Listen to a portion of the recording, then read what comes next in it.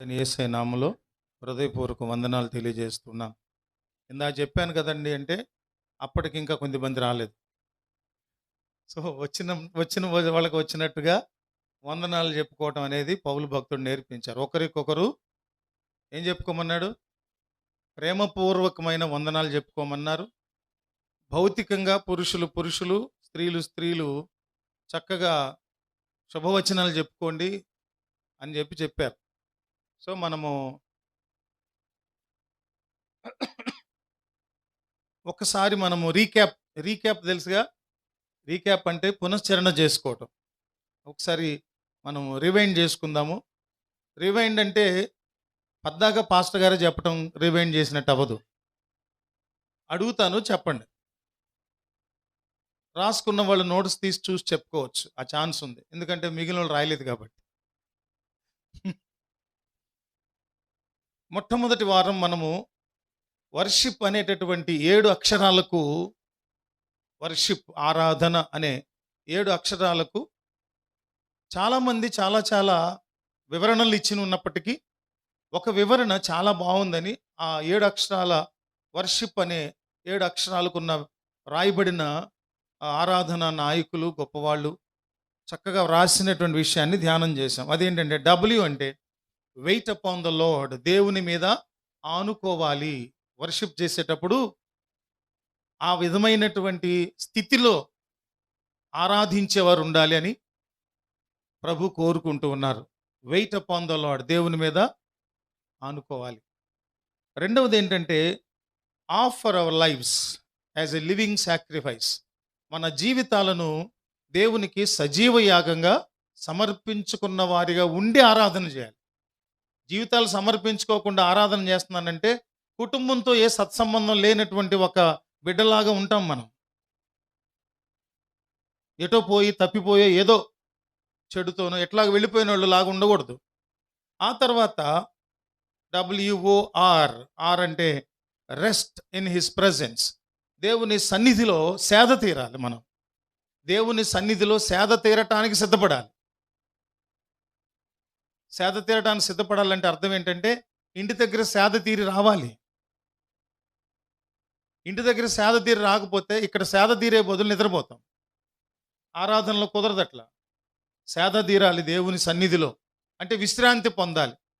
ఈ వారం అంతా పడినటువంటి ఒత్తిడి, జీవితం, బిజీ స్కెడ్యూల్స్ అన్నిటిలోంచి విశ్రాంతి పొందాలి దేవుని సన్నిధిలో. ఆరాధన నిన్ను సేద తీర్చేదిగా ఉండాలి. WOR, ఎస్, సింగ్ అంటూ హిమ్, ఆయనను కీర్తించి పాడి గొప్ప చేయాలి, మహిమపరచాలి, హెచ్చించాలి. ఎలా హెచ్చించాలంటే మన జీవితంలో ఊహ తెలిసిన నాటి నుంచి, తెలియక ముందు మన తల్లిదండ్రులు చెప్పారు మనం ఎలాగున్నామో, దానికంటే ముందు జన్మకర్మ పాపులుగా ఉన్నాం మనం. వీటన్నింటి నుంచి యేసుక్రీస్తు ప్రభు తన శిలువ రక్తం ద్వారా విమోచించిన కారణంగా మనందరం కూడా ఆయన చేసిన ఘనకార్యములన్నిటికై మన జిహ్వా ఫలములను అర్పణ చేయాలి. అంటే నోటితో స్తుతులు చెల్లించాలి, హృదయం అంతగా, జీవితం అంతటితో స్తుతులు చెల్లించాలి. ఇంకా డీప్గా అంటే ఇంకా లోతైన అనుభవం అంటే మనమే స్తుతిగా మారిపోవాలి, మనమే ఆరాధనగా మారిపోవాలి, అంతగా దేవునిలో మమేకం అయిపోవాలి. అది సింగ్ అంటూ హిమ్, WORS, సింగ్ అంటూ him. H, humble our selves before him. Humble our selves, మనం దేవుని సన్నిధిలో, దేవుని ముందు మనం ఏం చేయాలంటే తగ్గించుకోవాలి. వినయ విధేయతలతో దీనత్వం కలిగిన వాళ్ళుగా ఉండాలి. Humble our selves before him. దేవుని సన్నిధిలో మనందరం కూడా ఎలా ఉండాలి? దీనత్వము, వినయము, విధేయత. అంటే మన ఆధిక్యతలన్నిటినీ కూడా, మనకున్న టాలెంట్స్, లేకపోతే మనకున్న పరువు, ప్రతిష్టలు, డబ్బు, ఆస్తులు, మేడలు, మిద్దెలు, అధికారాలు, ఇవన్నీ కూడా ఏమైపోవాలి? లేనట్టే ఉండాలి అంతే. వాటిని బట్టి అతిశయం ఏదైతే ఉందో అదంతా చచ్చిపోవాలి దేవుని సన్నిధిలో. Humble our lives before him. Intimacy with God, దేవునితో ఏముండాలి? ఇంటిమసీ అంటే ఏంటి? అవినాభావ సంబంధం, సత్సంబంధం. దేవునితో మనకేముండాలంటే చక్కని అవినాభావ సంబంధం. అంటే అర్థం ఏంటంటే మంచి రిలేషన్షిప్ ఉండాలి. ఎటువంటి రిలేషన్షిప్ ఉంది?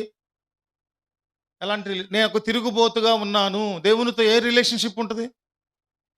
శత్రువు రిలేషన్షిప్ ఉంటుంది. నేను లోబడను, అవిధేయుడుగా ఉంటాను. ఏముంది? అవిధేయత దేవుని నుంచి దూరంగా ఉంచుతుంది. దేవునికి ముఖం చూపించే బదులు చాలామంది వీపు చూపించే వాళ్ళు ఉంటారు. దేవునికి వీపు కాదు చూపించాల్సింది, ముఖం చూపించాలి. మనము మన తండ్రికి మన ముఖాన్ని ధైర్యంగా చూపించాలంటే మనలో ఏ గిల్ట్ ఫీలింగ్ కానీ, అపరాధ భావం కానీ ఏం ఉండకూడదు మనలో. అలా ఉండకూడదంటే ఎలా ఉండాలంటే దేవునితో సత్సంబంధం, సత్సహవాసం ఉండాలి. గుడ్ రిలేషన్షిప్, హెల్దీ రిలేషన్షిప్, చక్కని వాతావరణం దేవునికి మన మధ్య. నోవహు భక్తుడు తను పని చేసుకుంటూ ఉన్నప్పుడు, ఆ ఓడను గడుతున్నప్పుడు, విశ్వాస జీవితంలో కొనసాగుతున్నప్పుడు రెండో ఆలోచన లేదు ఆయనకి. దేవుడు ఎప్పుడు తన స్వరాన్ని వినిపించినా వినేటంత పరిశుద్ధుడుగా ఉండేవాడు. యోబును నోవహును గురించినటువంటి మాటలు మనం చూస్తాం. ఆయన లోబడి కుటుంబాన్ని అంతటిని రక్షించుకున్నవాడు. అర్థమవుతుందండి? దేవునితో ఇంటిమెసీ ఉండాలి, మంచి సత్సహవాసం, సత్సంబంధం దేవునితో మనం కలిగి ఉండాలి. అది ఆరాధనలో సంబంధించిన మరొక మనకు ఉండవలసిన లక్షణం. చివరిది వర్షిప్లో WORSHIP, ప్లీజింగ్ గాడ్. దేవుణ్ణి ఎప్పుడు కూడా సంతోషపరచాలి. ఎలా సంతోషపరచగలం? ఎంత డబ్బు ఇచ్చి సంతోషపరచగలం? ఎన్ని ఆస్తులు ఇచ్చి సంతోషపరచగలం? ఏమిస్తే ప్రభు సంతోషపడతారు? మన హృదయాన్ని ఇచ్చేయాలి. హృదయపూర్వకమైన స్తుతులను దేవునికి చెల్లించాలి. జీవితం అంతటితో దేవునికి స్తుతులు చెల్లించాలి. మన ఇంట్లో నుంచి స్తుతి ధూపం పైకి ఎగుస్తూ ఉండాలి. దేవుడు ఇష్టంగా ఆఘ్రాణించగలిగిన స్తుతి ధూపం పైకి ఎగిసి వస్తూ ఉండాలి. స్తుతి సునాదాలు, స్తుతి గీతాలు ఇంట్లో నుంచి ఎగసి వస్తూ ఉండాలన్నమాట. ఈ మందిరంలో దేవునికి సత్యారాధన జరిగినప్పుడు దేవునికి మన ఆరాధన స్తుతి ధూపం పైకి ఎగసి రావాలి. అది అర్థమైందండి? అది వర్షిప్ సంబంధించిన విషయం. మొదటి వారం ధ్యానించాం. రెండవది వచ్చినప్పుడు చాలా సంగతులు, గొప్ప గొప్ప ప్రపంచవ్యాప్తంగా ఉన్న ఆరాధన నాయకులుగా ఉన్నవారు, సేవకులుగా ఉన్నవారు, వారి అనుభవాల నుంచి ఇచ్చినటువంటి కొన్ని కోట్స్ని, మన సూక్తులను, ప్రాముఖ్యమైన సంగతులను ధ్యానించాం. అవేంటంటే ఆరాధన ఒక అపురూపమైన అవకాశమే కానీ మతపరమైన కర్మకాండ కాదు. ఆరాధన యొక్క ఉత్కృష్టమైన రూపం విధేయత. ఆరాధనకు ఆధారము జీవన విధానమే తప్ప పాడటంలోనో సంగీతంలోనో లేదు. గత వారం ధ్యానించినటువంటి విషయాలు. ఆ తర్వాత మనిషిలో దిగులు, చింత, బాధ, ఆరాధన రెండు ఒక చోట ఉండవు. దిగులుతో, చింతతో, వేదనతో నువ్వు ఇక్కడికి వస్తే సంతోషంగా దేవుణ్ణి ఆరాధించేవారితో కలిసి నువ్వు ఆరాధన చేయలేవు. అది చెప్పాడు. అదేంటంటే బాధ, ఆరాధన ఒకే చోట ఉండవు. సరైన స్థానంలో మన మనస్సును ఉంచటమే ఆరాధన. ఏ స్థానం అది? సరైన స్థానం అంటే ఏ స్థానం అది? మన హృదయాన్ని సరైన స్థానంలో ఉంచడం అంటే ఏంటంటే దేవుని వైపు, దేవుని మీద ఆనుకొని ఆధారపడి ఉండటం. ఆ తర్వాత ఆరాధనకు శత్రువు అపవాది. అయితే ఆ అపవాదికి శత్రువు ఆరాధన. మన యొక్క ఆరాధన అపవాదిని ఏం చేస్తుంది? తరిమి కొడుతుంది, వాడిని బెదరగొట్టేస్తుంది, వాడు పారిపోతాడు, వణికిపోతాడు వాడు. ఇంకో గొప్ప మాట ధ్యానించాం పోయిన వారం. నువ్వు నీ బాధను ఆరాధనగా మలుచుకోగలిగితే దేవుడు నీ యుద్ధాన్ని ఆశీర్వాదంగా మలుస్తాడు. గొప్ప మాట ఇది. అది ఇంగ్లీష్లో ఏమన్నారంటే దాన్ని ఏమన్నారంటే when you turn your worry into worship, God turn your battle into blessing. అదే నువ్వు నీ బాధను ఆరాధనగా మలుచుకోగలిగితే దేవుడు నీ యుద్ధ వాతావరణాన్ని, నీ పోరాటాన్ని దేవుడు ఆపి ఆశీర్వాదంగా మార్చేటటువంటి వాడు. ఆరాధన అంటే ఆయన మనలో ఉంచిన శ్వాసను తిరిగి ఆయనకి ఇవ్వటం. ఆరాధన అంటే జీవవాయువును మనలో ఉంచారు దేవుడు. ఆ వాయువును తిరిగి ప్రభువుకి ఇవ్వటం అనే మాట గొప్ప మాట.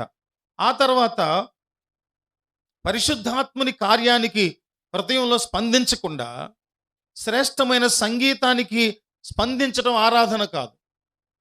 శ్రేష్టమైన సంగీతం ఆరాధన కాదు. నీ హృదయంలో స్పందన ముఖ్యం. నేను పాట పాడుతూ ఆరాధన చేస్తున్నప్పుడు నాకంటే ఆ ఆరాధనను ఆస్వాదించే ఎదురున్నటువంటి వాళ్ళు ఇంకా దేవుళ్ళు ఆనందిస్తారు. అది గొప్ప ఆరాధన. నాకంటే కూడా అది ఆరాధిస్తున్నప్పుడు అర్థం అవుతుంది. ఇంకోటి ఏంటంటే ఆయన వాక్కుకు అప్పగించుకోవటమే నిజమైన ఆరాధన. ఆయన వాక్కుకు అప్పగించుకోవటం అంటే అర్థం ఏంటి? Submission to his word is true worship.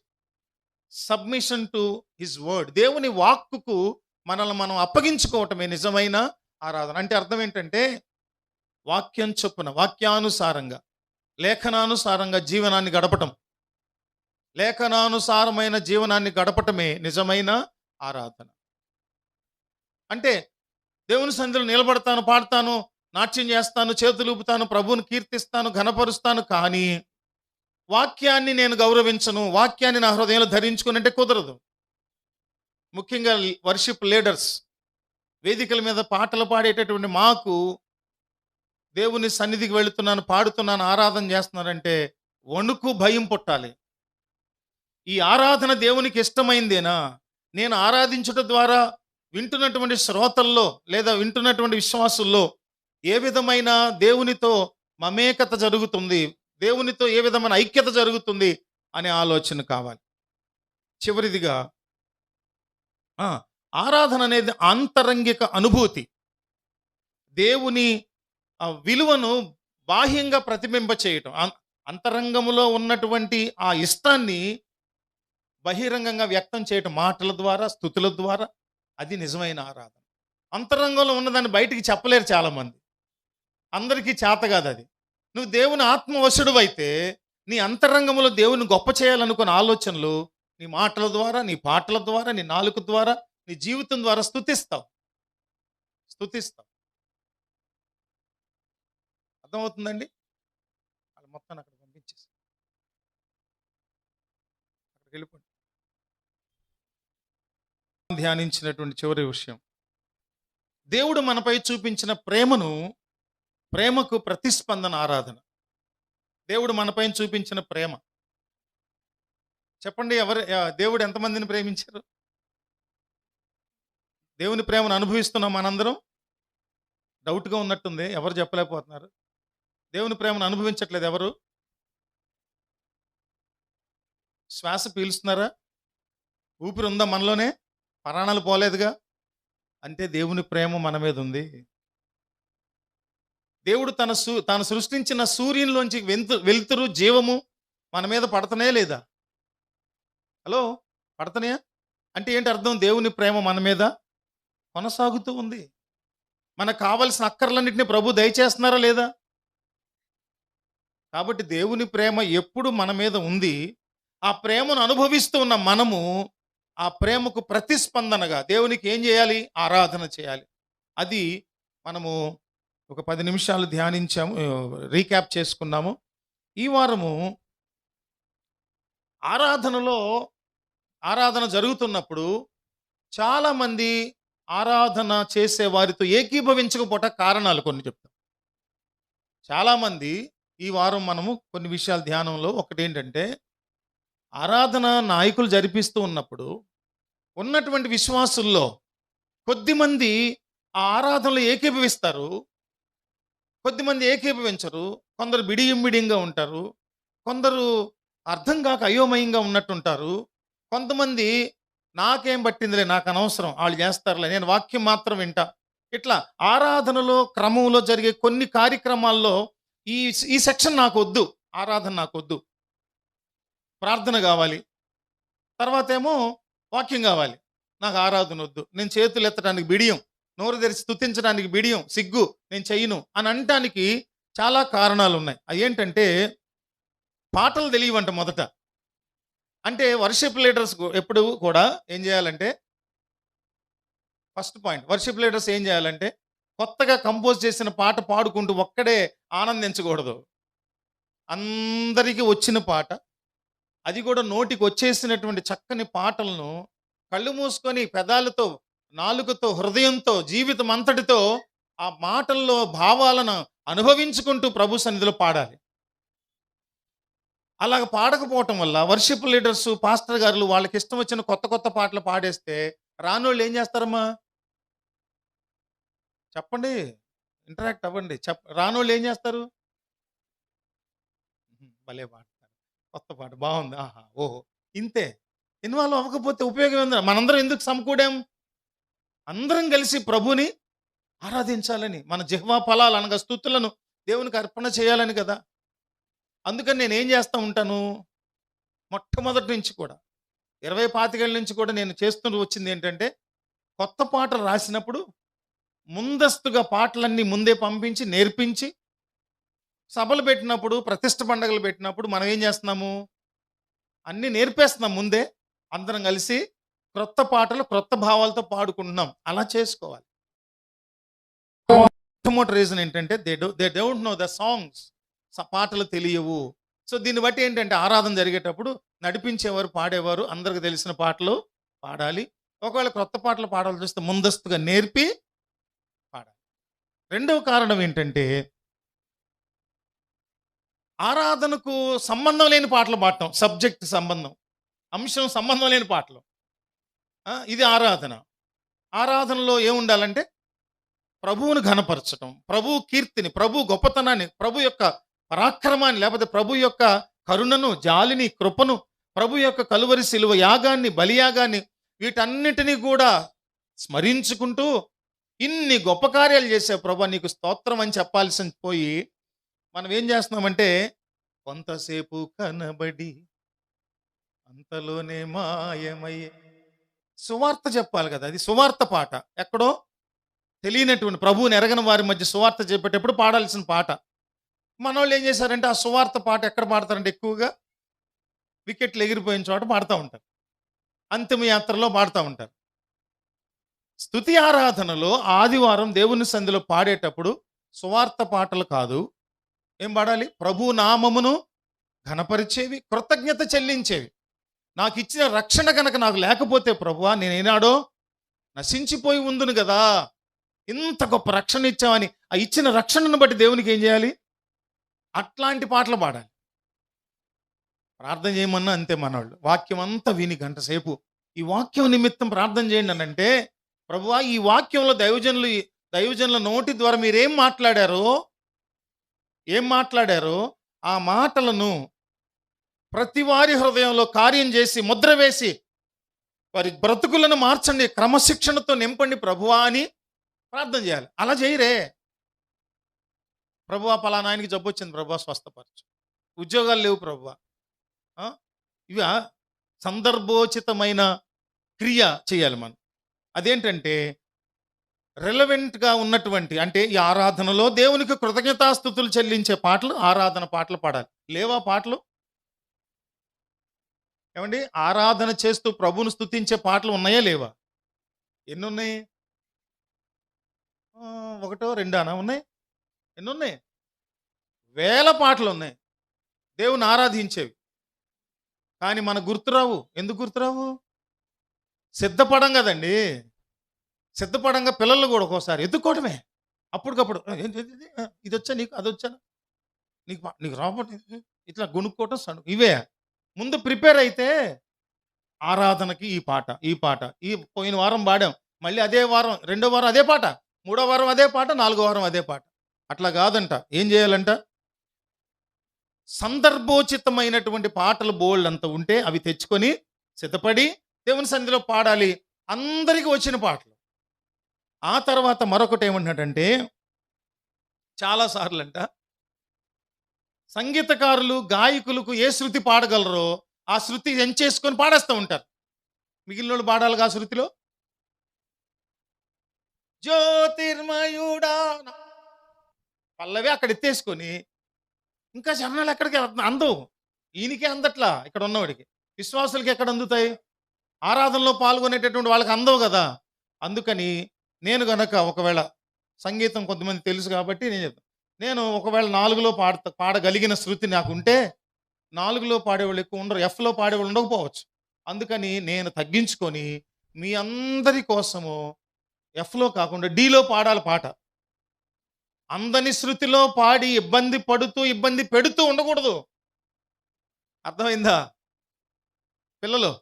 అందరూ పాడగలిగిన శృతుల్లో మనం పాడటానికి సిద్ధపడాలి. అలా పాడకపోవటం వల్ల అందరూ ఆరాధనలో మమేకం కాలేకపోతా ఉన్నారు. ఆ తర్వాత ఇంకోటి ఏంటంటే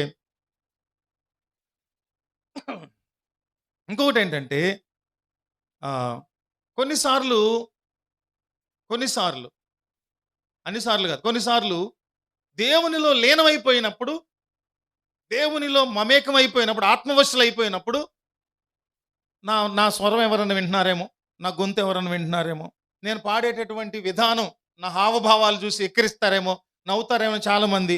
నా పరలోకపు తండ్రి వ్యవసాయం అని గొణుగుతూ ఉంటారు పక్కనోళ్ళు. గొణుగుతూ ఉన్నప్పుడు ఆవిడతో ఈ పక్కనున్న ఆవిడ శృతి కలిపి పాడాలి కదా. వినపట్లేదు, ఎలా పాడతారు శృతి? పాడతారండి శృతి వినపడకపోతే? గొణుక్కుంటా పాడుతూ ఉంటారంట చాలామంది.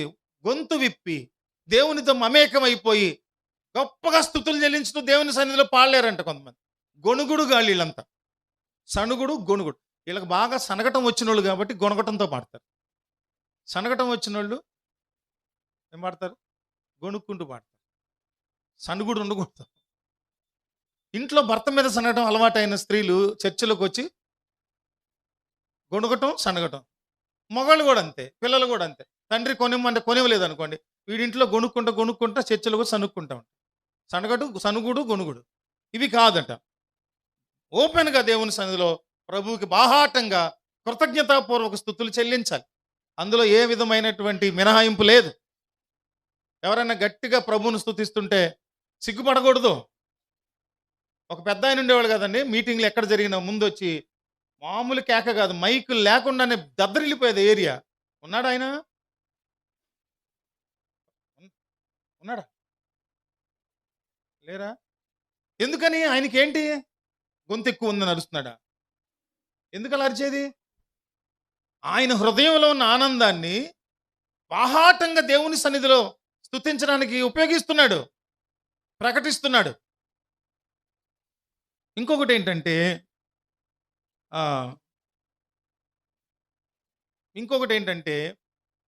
గాయకుని తలాంతును నిరూపించుకోవడానికి, గాయకుని తలాంతును ప్రదర్శించుకోవటానికి వర్షిప్ లీడర్ పాడకూడదు. అంటే ఏంటి?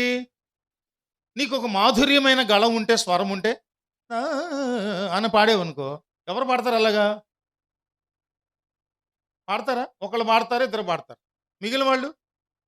అందుకని అలాంటి మెలికలు, గమకాలు నీకు వస్తే అవి ఎక్కడంటే ప్రదర్శించాల్సిన చోట ప్రదర్శించాలి. ఆరాధనలో ప్రదర్శన లేదు, ఐక్య ఆరాధనే, అందరూ కలిసి ఆరాధించడం. అందుకని ప్రత్యేకమైన ఒక ప్రదర్శకుడు లాగా నేను ఎప్పుడు చెప్తూ ఉంటా, ఎప్పుడు 30-20 ఏళ్ళ నుంచి చెప్తున్నా, పాడేటటువంటి గాయకుడు ప్రదర్శకుడు కాదు, వినేటటువంటి విశ్వాసులు శ్రోతలు కాదు, అందరూ ఆరాధించేటటువంటి భక్తులే. కాకపోతే అందరికి గ్యాదర్ అయినటువంటి 10,000 మందికి 10,000 మైకులు ఇవ్వలేరు కదా, అవునా? అందుకని ఒకళ్ళు నడిపించాలి, మిగిలిన వాళ్ళందరూ నడిపించబడాలి. అది ఎలా ఉండాలంటే నడిపించేవాడు, నడిపించబడేవాళ్ళు ఒక్కటైపోవాలి, దేవునిలో ఐక్యతతో ఆరాధన చేయాలి. అందుకని స్పెషల్ ఎఫెక్ట్స్తో టాలెంట్ని ప్రూవ్ చేసుకోవడానికి, టాలెంట్ని ఎగ్జిబిట్ చేసుకోవడానికి ఎప్పుడు కూడా గాయకులు పాడటానికి ప్రయత్నించొద్దు. ఓకే, మీకు అద్భుతమైన టాలెంట్ ఉండొచ్చు, రాగాలని తెలిసి ఉండొచ్చు, ఏ శృతుల్లోనైనా బ్రహ్మాండంగా పాడగలిగి ఉండొచ్చు, మంచి మాధుర్యమైన గళం ఉండొచ్చు. ఇవన్నీ అడిషనల్ యాడింగ్స్ అనమాట. ఇవన్నీ కూడా ఇంకా మాధుర్యంగా దేవుని ఆరాధించడానికి. కానీ కాంగ్రిగేషనల్గా ఉన్నప్పుడు, ప్రభువుని కలిసి ఆరాధించేటప్పుడు మనకున్న టాలెంట్ కాదు ముఖ్యం. ఏంటిది? కోఆర్డినేషన్. ఒకరికొకరు ఏమవ్వాలి? మమేకమైపోవాలి, కలిసి ఐక్య గళాలతో ప్రభువును మహింపరచాలి. అలా చేయకూడదు అంటున్నాడు. అందుకనే చాలామంది ఆరాధనలో ఇన్వాల్వ్ కాలేకపోతున్నారు. అంతేకాకుండా కొంతమందికి ఉండే భావం ఏంటంటే, పాట అది మణిప్రకాష్ చెందిన పాటలే. పాట అంటే ఆయనది, మాట అంటే మాది అనే కొంతమంది ఉద్దేశం. ఆయన పాడతాడండి, మాకెందుకు? కాదు కాదు. గాడిద పాడిన, గాడిద గాండ్ర పెట్టినా కూడా, అంటే అరిచినా కూడా, విన్నారా మీరు? గాడిద అరవటం విన్నారా ఎవరైనా? గాడిద అరవటం వినలేదంటే నేను ఎంత నవ్వాలి? ఇప్పుడు మీరు గాడిద అరవటం వినలేదంటే నేను ఇప్పుడు గాడిదలాగా అరిచి వినిపించాలి మీకు. నేను ఎక్కడ అరిచేది? ఓండ్ర పెడుతుంది గాడిద. తన మనసులో ఆ ఓండ్ర దేవా నీకు స్తోత్రం అనే మాట కనుక అయితే దేవునికి ఇష్టమా కాదా అండి? ఆవు దేవా నీకు స్తోత్రం అంబా అని అందనుకోండి, దాన్ని దేవుడు ఇష్టపడ్డా? బాలసుబ్రహ్మణ్యం గారు దేవా స్తోత్రం అంటేనే ఇష్టపడతాడా దేవుడు? కాదు కదండి.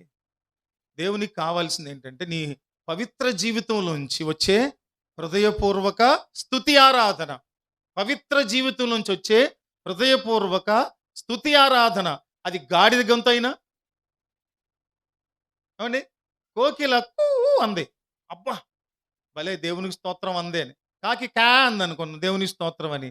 దేవుడు దాని యొక్క స్వరాన్ని కూడా మధురంగానే ఎంచుకుంటాడు. కుళ్ళు బుద్ధితో కోకిల పాడింది అనుకోండి, అది దేవునికి ఇష్టం లేదు. మంచి బుద్ధితో కాకి కావు కావన్నా సరే అది దేవుడు దాన్ని ఇష్టపడతారు. అది కావాలి. రాజబాబు గారు చెప్పేవారు, నేను కూడా చెప్తాను. అదేంటంటే తడి బట్టకున్న బరువు ఎండిపోయిన వస్త్రానికి ఉండదు. తడి బట్ట ఎప్పుడు బరువు ఎక్కుతుంది? పరిశీలనలోనే జవాబు ఉంది కదా. వస్త్రం తడిచినప్పుడు బరువు ఎక్కుతుంది. దేవుని వాక్యము మనలో ఉన్నప్పుడు మనం నిండుగా ఉంటాం, దేవునికి ఇష్టలుగా ఉంటాం, బలవంతులుగా ఉంటాం. ఇంకొకటి ఏంటంటే ఆరాధన నడిపించే నాయకులు చాలాసార్లు మనకు అందనంత ఎత్తులో వాళ్ళ హావభావాలు, వస్త్రధారణలు ఉంటాయట. సూటు బూటు టై గీ మామూలుగా వేసుకొని వచ్చి ఉంటే సహజంగా మనుషుల్లో నేను గమనిస్తా. శ్రీనివాస్ గారు మీరందరూ గమనించే ఉంటారు. ఈ పెళ్ళిళ్ళకి వెళ్ళినప్పుడు నేను గమనిస్తా, భోజనాలు చేసేటప్పుడు బ్లేజరు సూటు బూజు వేసుకుని వెళ్ళిన వాళ్ళకి ఆ వడ్డించే వాళ్ళు ముందు తీసుకొచ్చి అన్ని పెడతారు రకరకాలుగా. ఏంటో అర్థం కాదు, వాడు వేసుకున్న సూటుకు పెడుతున్నాడు భోజనం అనిపిస్తుంది నాకు. ఏమండి, హావభావాలు, వస్త్రధారణ ఇవన్నీ కూడా ఎలా ఉండాలంటే ఆరాధించే ప్రజలతో సమానంగా ఉండేటట్లు చూసుకోవాలి. ఈ మధ్యకాలంలో కొందరు సేవకుల యొక్క బ్లేజర్ కాస్ట్లు పెడితే చూస్తే భయం భయం వేసింది. అంతంత కాస్ట్లీ బ్లేజర్స్ వేస్తారట, వేసుకుంటాం, అది తప్పు కాదు. కానీ ఆరాధన చేసే సహవాసంలో, సంఘంలో ఆరాధించే బిడ్డలతో నాయకుడు మమేకం అవ్వటం అనేది అన్నింట్లోనూ ఉంటుంది. కొన్నిట్లోనే కాదు, అన్నింట్లోనూ ఉండాలి. ఇవి ఆరాధన చేయకపోవటానికి, ప్రజలందరూ ఇన్వాల్వ్ కాకపోవటానికి గల కారణాలు కొన్ని, ఇంకా చాలా ఉన్నాయి.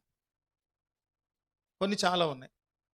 పొరపాటున సింగపూరు ఏదో దేశం వెళ్ళాలి, అమెరికానే వెళ్ళాం, సండే ఇంగ్లీష్ వర్షిప్కి వెళ్ళాం, మనకి ఇంగ్లీష్ రాదనుకో, వాళ్ళు ఏం చేస్తూ ఉంటారు? ఆరాధన చేస్తున్న మనం కూడా అంటూ ఉంటాం, ఎందుకు? మనకి ఇంగ్లీష్ రాదు కాబట్టి.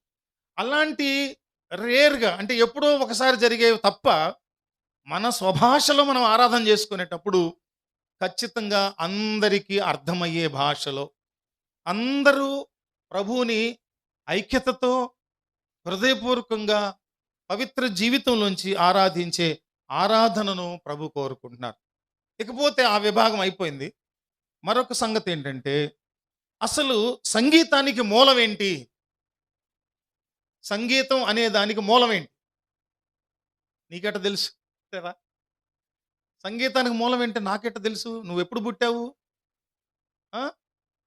సంగీతం ఎప్పటి నుంచి ఉంది? నువ్వెప్పుడు పుట్టావు? నీకెట్ట తెలుసు అంటే, నాకు నీకు మనందరికీ పరిశుద్ధ గ్రంథమే ఆధారము. చెప్పండి, మనందరికీ అన్నిటి మూలాలు తెలుసుకోవడానికి ఆధారం ఏంటంటే ఏంటి చెప్పండి, నోరు తెరిచి? పరిశుద్ధ సత్యవేద గ్రంథం. ఇది చాలు. సకల శాస్త్రాలు ఇందులో ఇమర్చబడి ఉన్నాయి. మీ చేతుల్లో, నా చేతుల్లో, మన చేతుల్లో ఉన్న పరిశుద్ధ గ్రంథం అంత సాధారణమైంది కాదు.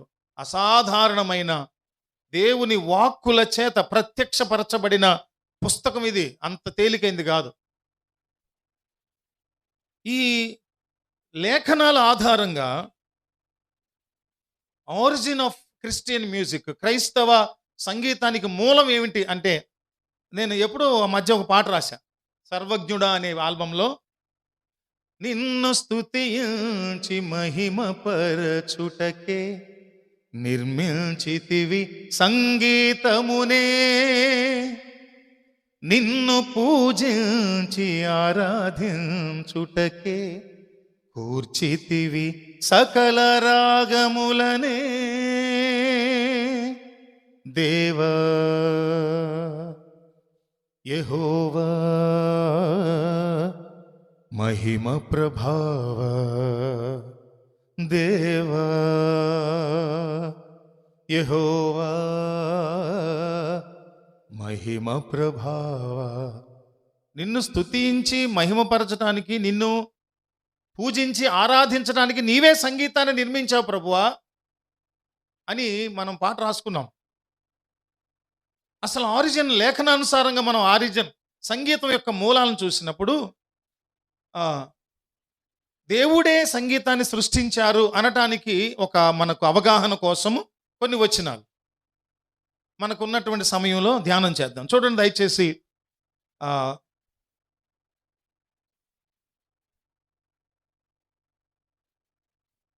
జెఫన్యా పుస్తకము చూడండి ఒకసారి.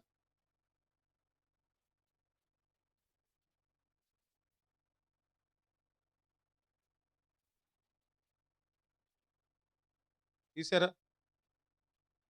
3వ అధ్యాయము 16-17 వచనాలు. ఆ దినమున జనులు మీతో ఇట్లందురు, యెరూషలేము భయపడకము, సియోను ధైర్యము తెచ్చుకొనుము, మీ దేవుడైన యెహోవా మీ మధ్యనున్నాడు, ఆయన శక్తిమంతుడు, ఆయన మిమ్మును రక్షించును, ఆయన బహు ఆనందముతో నీయందు, అండర్లైన్ చేసుకోండి అది, ఆయన బహు ఆనందముతో నీయందు సంతోషించును, అండర్లైన్ చేసుకోండి. నీయందు తనకున్న ప్రేమను బట్టి శాంతము వహించి నీయందలి సంతోషము చేత ఆయన హర్షించును. ఇది కూడా అండర్లైన్ చేసుకోండి. ఏం చేస్తారంట ఆయన? నీయందు తనకున్న ప్రేమను బట్టి శాంతము వహించి నీ అందలి సంతోషము చేత ఆయన హర్షించటం అంటే ఏంటి? ఆనందించటం, సంతోషించటం అంటే పాట పాడటం. చాలామంది మగవాళ్ళకి బాగా సంతోషం వచ్చినప్పుడు, ఎక్కువ డబ్బులు వచ్చినప్పుడు, ఎక్కువ ఆనందం వచ్చినప్పుడు అని ఏళ్ళు వేసుకుంటూ వెళ్తూ ఉంటారు. దేనికి వస్తుంది విజిలు? వాళ్ళ జీవితంలో వాళ్ళకు పట్టజాలనంత ఆనందం వచ్చినప్పుడు వాళ్ళు వారిలో వారు హర్షించుకుంటూ, వారిలో వారు సంతోషించుకుంటూ వెళుతున్నప్పుడు అటువంటి శబ్దాలు ధ్వనిస్తూ ఉంటాయి. ఇక్కడ మనం చదివినటువంటి వచనాల్లో చూసినప్పుడు ధైర్యం తెచ్చుకో, ఓ యెరూషలేము ధైర్యం తెచ్చుకో, సియోను ధైర్యం తెచ్చుకో అని ఒక మాట అంటున్నారు. ఏంటంటే దేవుడు మీ మధ్య ఉన్నాడు. ఎందుకుంటారంటే ఆయన ఉన్నవాడు అనువాడు, ఐయామ్ హూ ఐయామ్ అన్నటువంటి ప్రభువు ఆయన బహు ఆనందముతో నీ యందు సంతోషిస్తారు. సంగీతం మూలం ఎక్కడదయ్యా అంటే దేవునిలోనే ఉంది. దేవునికి స్తుతి కలుగును గాక. సంగీతం ఎక్కడుంది చెప్పండి? దేవునిలోనే ఉంది. ఆయన ఏమై ఉన్న దేవుడు? ఆయన ఏమై ఉన్న దేవుడు? ఆది యందు వాక్కు అయ్యున్న దేవుడు. దేవుడు ఏమై ఉన్న దేవుడు చెప్పండి? వాక్కు అయ్యున్నటువంటి దేవుడు. ఆయనంట సంగీతం ఎక్కడి నుంచి పుట్టింది? మూలం అంటే దేవునిలోనే ఉంది సంగీతం. చెప్పరా? దేవునికి స్తుతి చెప్పరేంటి? ఎవరిలో ఉంది సంగీతం? దేవునిలోంచే పుట్టింది సంగీతం. ఏమంటున్నారు అక్కడ? ఆయన బహు ఆనందముతో నీ యందు సంతోషించును, నీ యందు తనకున్న ప్రేమను బట్టి శాంతము వహించి నీ అందలి సంతోషము చేత ఆయన హర్షించును. అంటే ఆయనలోంచి గొప్ప ఆనంద ధ్వనులు వస్తాయి బయటికి. దేని గురించి అంటే నిన్ను బట్టి అంటే నీ యందు తనకున్న ప్రేమను బట్టి. మన మీద దేవునికి ప్రేమ ఉంది. ఆ ప్రేమ వ్యక్తం అయ్యేటప్పుడు దేవునిలోంచి ఏం పుడుతుంది? ఏం పుడుతుందండి? హర్ష శబ్దాలు, హర్షాతిరేకమైనటువంటి అంటే సంతోషము, ఆనందము ఆయనలోంచి ఉద్భవిస్తాయి. ఈ మధ్య ఎవరో శాస్త్రవేత్తలు కొత్తగా కనుక్కున్నారంట, సూర్యునికి గనక సమీపంగా వెళుతూ ఉంటే, చదివారు ఎవరైనా? అయ్యో, సూర్యునికి బాగా సమీపంగా వెళ్ళి దగ్గరగా వెళ్ళి మాడిపోయి ఉంటారు. మరి ఎంత సెక్యూరిటీ తీసుకొని వెళ్ళారు మనకు తెలియదు, కానీ అక్కడ సూర్యుని దగ్గర నుంచి ఒక శబ్దం వస్తుందట. ఓం అని వస్తుందంట శబ్దం. నేను వివాహమైన కొత్త దినాల్లో, వివాహం కాకముందు పెద్దపరిమి మీటింగ్స్కి వెళ్ళేవాడిని. స్కూటర్ మీద వెళ్ళేవాడిని, చేతక్ మీద. వెళ్తున్నప్పుడు హై టెన్షన్ వైర్లు ఇబ్రహీంపట్నం మీద నుంచి ఆ గుంటూరు అటుపోతా ఉండేవి. పెద్దపరిమి మీద నుంచి ఇంతంత లావు వైర్లు, కాలి బొటన వేలంత లావు వైర్లు. ఆ వైర్లు రోడ్డుకి అడ్డంగా ఉండేవి. పైన ఎక్కడో బండి మీద వెళ్తున్నప్పుడు అంట ఉండే శబ్దం. సూర్యునిలో ఎంత ఉంది కాంతి శక్తి? వీళ్ళు మనుషులు తయారు చేసి పంపినటువంటి విద్యుత్ వైర్లలో ఎంత ప్రవహిస్తుంది? సూర్యునిలో ఎంత ప్రవహిస్తుంది? విద్యుత్ సూర్యునిలో ఎంత ప్రవహిస్తుంది తెలుసా ఎవరికైనా? ఇన్ఫినిట్, అనంతమైన శక్తి. అనంతమైన శక్తి. కేవలం సూర్యకిరణాలు పడుతుంటేనే మనుషులమైన మనందరం కూడా సమ్మర్లో అల్లాడి ఆకులు మేసేస్తున్నాం. ఏసీలు బంద్ చేయట్లా. ఈ వైర్ వెళ్తుంటే శబ్దం వస్తుందంట. అర్థమైందా మీకు? శక్తి ఎక్కడుంటుందో, జీవం ఎక్కడుంటుందో, బల ప్రభావాలు ఎక్కడుంటాయో, అన్నిటికంటే ముఖ్యంగా ప్రేమ ఎక్కడుంటుందో అక్కడ దేవునిలోంచే ఏం పుడుతుంది? సంగీతం పుడుతుంది. ఇది ఒక మూల ఆధార వచనం. సంగీతం ఎక్కడి నుంచి పుట్టిందంటానికి మూల ఆధార వచనము ఈ జెఫన్యా పుస్తకం 3వ అధ్యాయము 16 నుంచి 17 వచనాల్లో మనం చూస్తాం. ఆ తర్వాత యేసుక్రీస్తు ప్రభువారు కూడా పాటలు పాడేవారు శిష్యులతో కలిసి.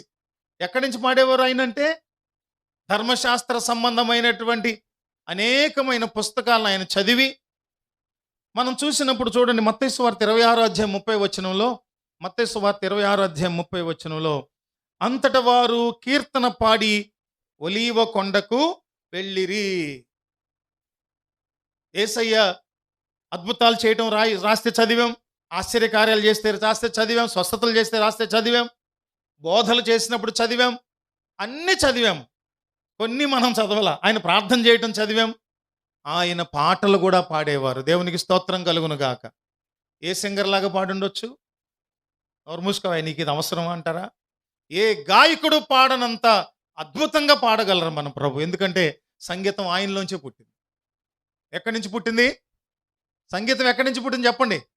ఆయనలోంచే పుట్టింది. మనం సంగీత పరిచయం చేసేవాళ్ళం, మనం ధన్యులమండి.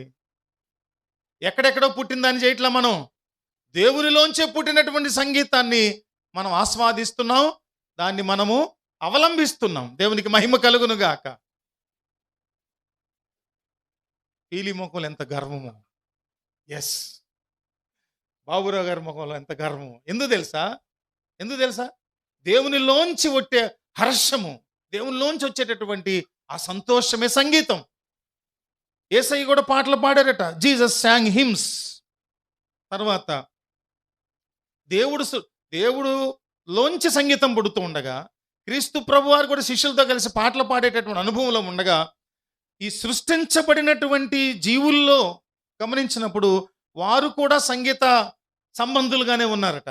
సృష్టించబడిన వాటి ఇందాక చెప్పాగా, సృష్టించబడిన పక్షు జాతిలో కోకిల ఎంత బాగా పాడద్దో మనకు తెలుసు కదా. సృష్టించబడినవి, దేవునిలోంచి వచ్చిన లక్షణాలు పక్షుల్లో కూడా ఉన్నాయి. పక్షులు పాటలు పాడతాయి, ఎంత బాగా పాడతాయో. కుక్కలు పాటలు పాడుతున్నాయి, ఎంత సెన్సేషనల్ షార్ట్ వీడియోస్ వస్తున్నాయో. ఒక చిన్న కుక్క ఉంటుంది, ఒక ఫారినర్ ఉంటుంది, పొడవాటి ముఖం వేసుకుని, ఒక ఆవిడ తెల్లగా ఎత్తుగా, ఆవిడ గాడ్ ఈజ్ గుడ్ అందను అని పాట, ఆవిడ కంటే ముందు పాడుతూ ఉంటుంది అని పాడేస్తూ ఉంటుంది. ఆయన నోటి నుంచి రాకముందే పాట పాడుతూ ఉంటుంది. విచిత్రంగా ఉంటుంది. వీలైతే రేపు ఆ చిన్న వీడియో పెడతాం మీకు, చూడండి. నిజంగా దేవుడు సృష్టించినటువంటి దేవునిలోంచి ఉద్భవించిన సంగీతం ఏదైతే ఉందో అది సృష్టించబడిన వాటిలో కూడా ఉంది. ఇంకా చాలా ఉదాహరణలు. మైనా పెట్టంటారంట. మైనా ఎంత బాగా పాడుతుందో. రామచిలకలు అంటారు కదా, చిన్నప్పటి నుంచి వాటిని తెచ్చి పెంచి నేర్పితే అవి కూడా బ్రహ్మాండంగా పాటలు పాడతాయి, మనుషులతో మాటలు మాట్లాడతాయి. నేను సింగపూర్ వెళ్ళినప్పుడు ఈ ఒక గ్యాలరీలో పక్షుల ఎగ్జిబిషన్ ఉంటుంది అన్నమాట. దానికి తీసుకెళ్లారు నన్ను. తీసుకెళ్ళినప్పుడు చూస్తే చైనా జాతీయ గీతాన్ని పాడిందండి చిలక. సృష్టించబడిన వాటిలో కూడా దేవునిలో ఉన్న స్వభావము వాటిల్లో కూడా ఉంది. ఇంకొక మాట చెప్తే మనందరూ తెలుసుగా, పరలోకములో కెరూబులు, శరాపులు, కోటాను కోట్ల దూతగణాలు ఏం చేస్తారు? పరిశుద్ధుడు పరిశుద్ధుడు పరిశుద్ధుడు నిరంతరము గాన ప్రతిగానములతో దేవుని మహింపరుస్తూ ఉన్నారు. వాడేగా మ్యూజిక్ డైరెక్టరు, కిందగా తోయబడ్డాడు వాడు. పడద్రోయబడిన కెరూబు వాడు. గర్వించాడు. ఎప్పుడు దేవుని స్తుతించడం ఏంటరా బాబు? ఆయన కూర్చున్న సింహాసనం మీద నేను కూర్చుంటే దేవుణ్ణి స్తుతించినట్టు నన్ను కూడా స్తుతిస్తే అబ్బో అన్నాడు. దేవుడికి అర్థమైపోయింది. ఏం చేశారు? పడద్రోయబడ్డాడు. పడద్రోయబడిన కెరూబు వాడు. దూతలు కూడా 3 రెక్కలేసుకొని, ఒక రెక్కలతో ఎగురుతూ, ఒక రెక్కతో పాదాలు కప్పుకొని, ఇంకొక రెక్కలతో ముఖాలు కప్పుకొని దేవుని స్తుతిస్తూ ఉన్నారు. దేవదూతలు పడద్రోయబడినటువంటి దేవదూతల విషయాలు చూసినప్పుడు, యోబు పుస్తకం 38:7 చూసినప్పుడు, ఉదయ నక్షత్రములు ఏకముగా కూడి పాడినప్పుడు, తర్వాత దేవదూతలందరూ ఆనందించి జయధ్వనులు చేసినప్పుడు, నేను ఇంకోటి కూడా చెప్పలా, దేవదూతలు పాడటమే కాదండి, ఎవరు పాడుతున్నారు? ఫస్ట్ ఉదయ నక్షత్రాలు కూడా పాటలు పాడుతున్నాయి. దేవునికి స్తోత్రం కలుగును గాక. ఎవరికైనా బాధ అనిపిస్తుందా? కోకిలలు పాడుతున్నాయా? చిలకలు పాడుతున్నాయా? కుక్కలు పాడుతున్నాయా? మైనాపెట్లు పాడుతున్నాయా? దూతలు పాడుతున్నాయా? పడద్రోయబడినటువంటి కెరూబు పాటలు పాడేవాడేనా? నేనే పాడలేదు. పాటలు పాడిన వాళ్ళందరికీ ఈ రోజున మీకు కోపం రావాలా? నువ్వు భలేవాడువయ్యా బాబు, మేము పాడితే మీరు వినలేరు, నన్ను ఎందుకు ఇలా రెచ్చగొడుతున్నావు, రేపు నుంచి ఆదివారం పాడానంటే మీరు ఇక్కడ ఉండరు అనేవాళ్ళు ఎవరన్నా ఉంటే పాడండి, పర్లేదు. గాడిది గొంతును విని సంతోషించి ఆనందించే దేవుడు మన స్వరాలు వినరా? ఎవరికాళ్ళు పరీక్షించుకున్నారు ఇప్పుడు. నా గొంతు ఎలా ఉంది, నేను ఎలా పాడగలను అన్నట్లుగా. ఏమంటే మా టీచర్ గారు కూడా బ్రహ్మాండంగా పాడగలరు. ఆవిడ థియరీ ఏంటి తెలుసా? ఇప్పుడు పాటలు పాడే భర్త నాకు వచ్చిన తర్వాత నేను పాడటం ఎందుకని ఆవిడ పాట మానేసింది. అదేంటమ్మా రికార్డ్, వాళ్ళ అబ్బాయి కూడా అడుగుతారు, మా అబ్బాయి కూడా అడిగితే నేను పాడిన, ఆయన పాడుతున్నాడు కదా ఇంకెందుకు అని. అట్లా అనుకోకూడదండి. దేవుని సన్నిధిలో నేను అద్భుతమైన గాయకుడిని, తలాంతులు కలిగినవాడు కాబట్టే పాడతానంటే కాదు. మనం ఎందుకు పాడుతున్నాం? దేవుడు మన ఎడల చేసినటువంటి మేలులకు ప్రతిగా కృతజ్ఞత చెల్లించడం కొరకు పాడుతున్నాం. నువ్వు మౌనంగా ఉంటే ఎట్లా? నా గొంతు బాలేదని మౌనంగా ఉంటే ఎట్లా? ప్రతి గళము అది ఎటువంటిదైనా సరే పాడాల్సిందే, దేవుని స్తుతించాల్సిందే. అవునా? భయంకరమైనటువంటి గొంతు కలిగిన తల్లి బిడ్డను కన్నప్పుడు ఆ బిడ్డ 3 రోజుల్లో 20 రోజుల్లో ఉయ్యాల్లో పడుకొని బోర్ని ఏడుస్తూ ఉంటే ఆ స్వరం మొదలవుతుంది పాట పాడటం. వినలేం అసలు ఆ గొంతు, కానీ ఆ స్వరానికి ఆ బిడ్డ నిద్రపోతాడు. లాలి లాలి లాలి వచ్చా? ఇది ఎక్కడ అందుకుంటే తిడతారని భయం, పాడరు. లాలమ్మ లాలి లాలను చూపాడరే. ఎవరికి? మనకెందుకు వచ్చిందండి? మరీ తల్లి పాడేసింది, అయిపోయింది. ఆయన బాలుడుగా ఉన్నాడు, ఇప్పుడు కూడా పాడతారు జోలపాటలు, నాకు అర్థం కాదు. బోస్ గారు ఎవరు ఎంఎం కీరవాణి గారు డాడీ, రారాజచంద్రుడు, వెలుగురేఖ ఎన్ని రాసింది వాళ్ళ నాన్నగారే. తెల్లవారుజామున 3ంటికి లేపి ట్యూన్స్ కట్టమనేవాడంట. బాబాయ్ కాదంట, డాడీయే. అయితే బాబాయ్ బోస్ గారు, శ్రీలేఖ వాళ్ళ నాన్నగారు. ఆయన పొద్దున్నే లేపి మార్నింగ్ 3 గంటలకి పిలిచేవారండి. రా రా రా. ఓ ఏంటి డాడీ అంటే, ట్యూన్లు చేయిట్టు కానీ ఆయన రాసిన పాటలే రారాజచంద్రుడు, వెలుగురేఖ, ఇవి కాక ఇంకా ఎన్నో పాటలు ఉన్నాయంట. చేయలే ఇంకా. బోలెడంత చేయాల్సిందే. ఆవిడ సాక్ష్యం చెప్తా ఉంది. నన్ను దేవుడు ప్రేరేపిస్తాడు. నాతో మాట్లాడతారు దేవుడు. నేను దేవునితో మాట్లాడతానని చెప్తుంది. ఆ పాటల్లో నిదురపో మాయ చిన్ని యేసయ్య కలతలను మోసి నీ వలసినవయ్య. అంటే ఆ రైటర్‌కి ఒక అవగాహన ఏముందో తెలుసా? ఈ బాలుడుగా పుట్టిన ఆయన బాలుడు కాదు. తండ్రిగా యెహోవా దేవునిగా సృష్టిని నిర్మించి అనేకుల భారాలను మోసుకుంటూ, మోసుకుంటూ, మోసుకుంటూ ఆ మలాకీ పుస్తకం తర్వాత 450 సంవత్సరాల ఆ మానవుల యొక్క అతిక్రమాలు పరాకాష్ఠకెళ్ళిపోయినప్పుడు మౌనంగా ఉండిపోయి అలిసిపోయి, అలిసిపోయి, అలిసిపోయి ఉన్నావయ్యా. ఇప్పుడు బాలుడుగా పుట్టావయ్యా అని రాశాడు. నిజంగా ఎంత అర్థవంతమైన పాట కదా! నిదురపో మాయ చిన్ని యేసయ్య కలతలను మోసి నీ వలసిన. వేరే వాళ్ళకి అర్థం కావు. అదేంటండి, ఆ పశువుల పాకలో ఉన్నటువంటి చిన్న బాలుడు కలతలు మోసాడా? అలిసిపోయాడా? ఆత్మ సంబంధమైన భావన, అద్భుతమైన భావన అది. దేవునికి మహిమ కలుగును గాక. చాలా మందికి అర్థం కాదు. నాకు రాత్రిపూట నిద్ర కలిగించే మంచి బిళ్ళలవి. ఏంటి 2 రారా చంద్రుడు వెలుగు రేఖ. ఎన్ని వేల సార్లు వింటాను నేను. బయటికి వెళ్ళి ఒకసారి 1 గంట 2 అయినప్పుడు నిద్ర పట్టదు.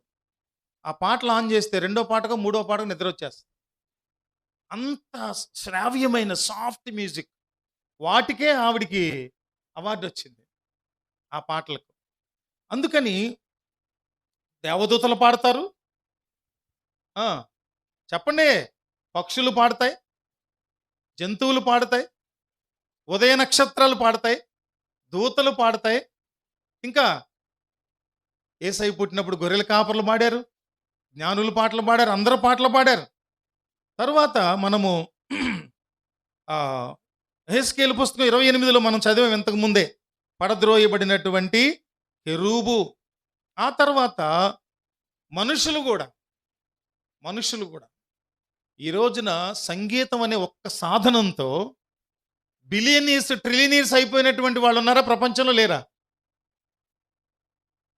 ఒక యూనివర్సల్ ఫ్యాక్ట్ ఏంటంటే, నేను చాలామంది చెప్తా, మీరు కొంత వెల చెల్లించి గనుక మీరు సంగీతం నేర్చుకుంటే మంచిగా ఒక పద్ధతిలో ఒక డివిజన్ సంబంధించిన సంగీతం, మృదంగం పూర్తిగా దానికి సంబంధించింది, పూర్తిగా కాకపోయినా ప్రదర్శించగలిగినంత మేర, వైలిన్ ప్రదర్శించగలిగినంత మేర గాత్రం నేర్చుకుంటే మిమ్మల్ని అది పోషిస్తుంది.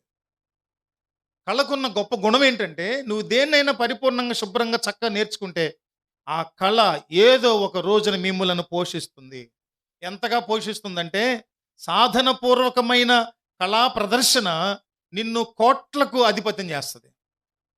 ఏఆర్ రెహమాన్ గారిని గురించి వింటే ఏంటండి, 3 సార్లు ఆస్కార్ విన్నర్ పొందినటువంటి వాడు. మామూలు దేని మీద? ఆ 7 స్వరాల మీదండి. 7 స్వరాలను ఆధారం చేసుకొని. ఎక్కడిది ఇది? ఈ జ్ఞానం ఎక్కడిది? మొట్టమొదట వచనం చదివంగా ఏంటది? జెఫన్యాలో.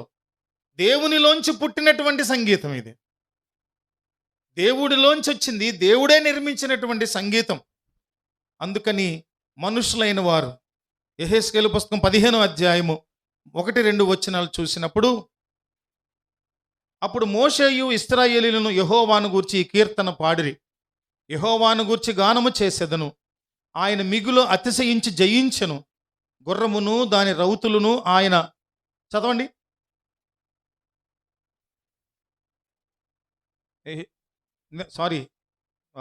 నిర్గమకాండం 15వ అధ్యాయం 1-2 వచనాలు. 2వ వచనం చదవండి. యెహోవాయే నా బలము, నా గానము, ఆయన నాకు రక్షణయు ఆయను, ఆయన నా దేవుడు, ఆయనను వర్ణించెదను, ఆయన నా పితరుల దేవుడు, ఆయన మహిమనుతించెదను. మంచి మాట. సో దేవుని మనుషులు కూడా కీర్తిస్తున్నారు. ఇంకొకటి, మనం వచ్చే వారం దీన్ని కంటిన్యూ చేద్దాం, ఈ విషయాన్ని కొనసాగిద్దాం. అదేంటంటే, ప్రతి వారు సంగీతానికి స్పందిస్తారు అనే ఆధారాలు. వచ్చే వారం ప్రతి వారు సంగీతానికి స్పందిస్తారు. ఒక హైందవ రచయిత రాసిన హైందవ సహోదరుల శ్లోకం ఉంటుంది, మనందరికీ తెలుసు. శ్లోకంలో ఒక ముక్కే, ఒక పాదం నేను చెప్తున్నా. శిశురువేత్తి పశురువేత్తి వేత్తి గానరసం ఫణిహి అని దేవుని గూర్చి పాడేటప్పుడు, దేవుని గూర్చి స్తుతించేటప్పుడు, గానాలాపనలు చేసేటప్పుడంట శిశువులే కాదు, పశువులే కాదు, పాములు సహితం, విషపురుగులు సైతం తలలు ఆడించి చక్కగా ఏం చేస్తాయి? నాట్యం చేస్తాయట, పరవశిస్తాయట. శిశురు వేత్తి పశురు వేత్తి వేత్తి గానరసం ఫణిహి. అందుకని వచ్చే వారం మనం సంగీతానికి అందరూ స్పందిస్తారు.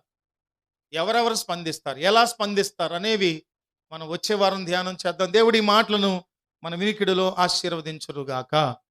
ప్రార్థన చేసుకుందాం. కృపానిధివైన మా ప్రభువ, స్తుతి ఆరాధన అనే అంశంలో ఈ 3వ వారం 3వ విభాగంగా కొన్ని సంగతులను మాతో మీరు బోధగా, హితవుగా, హెచ్చరికగా, అనుసరించవలసిన సత్యాలుగా అనుగ్రహించారు. మీకు స్తోత్రాలు నాయన. వీటిని మేము విని అవగాహన కలిగించుకొని వదిలిపెట్టక, మేము మిమ్మల్ని ఆరాధించేటప్పుడు వాటన్నిటినీ కూడా మేము ఆచరిస్తూ, అనుసరిస్తూ, అవలంబిస్తూ మీకు ఇష్టలైనటువంటి ఆరాధికులుగా ఉండునట్లు కృప చూపించమని, మా ముందు మీ ప్రియకుమారుడైన క్రీస్తు వారి కలువరి సిలువలో చిందించినటువంటి రక్తమునకు సాదృశ్యమైన రసములోను, మా కొరకై దెబ్బలు తిన్న శరీరమునకు సాదృశ్యమైన రొట్టెలో పాల్గొనబోతూ ఉండగా మీరే సహాయం చేయమని మీకు అప్పగించుకుంటూ యేసయ్య నామములో ప్రార్థించి స్తుతించి వేడుకొనుచున్నాము తండ్రి. ఆమేన్. యేసు రక్తమే జయం, సిలువ రక్తమే జయం. ప్రభు యేసు నామమునకు సంపూర్ణ విజయం కలుగును గాక. తండ్రి, కుమార, పరిశుద్ధాత్మ త్రియేక దేవుని కృప, ప్రేమ, సమాధానములు ఈ ఆరాధనలో పాల్గొన్న